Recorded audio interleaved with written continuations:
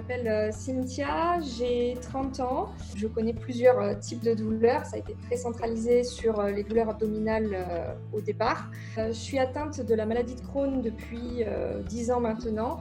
Ça fait 6 ans que j'ai un syndrome du grêle court suite à plusieurs interventions et un syndrome de Gilbert qui a été découvert un petit peu de manière fortuite. Et je refréquente la douleur depuis peu, la douleur chronique plus intense avec la spondylarthrite qui touche particulièrement, pour ma part, les mains, les pieds et un petit peu le dos, mais pour l'instant, c'est pas le dos qui m'handicape le plus.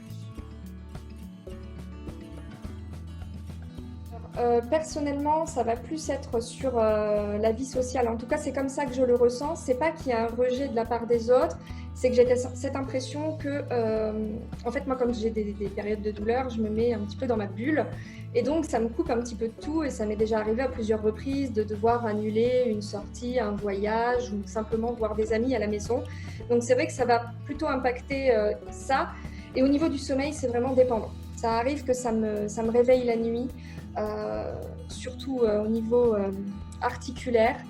Et j'ai remarqué que on va dire la météo et la pression atmosphérique extérieure a un rôle assez important en fait de ce côté-là. Par exemple, les nuits d'orage ou les nuits de pleine lune, j'ai plus de douleurs au niveau du ventre, du dos, des articulations.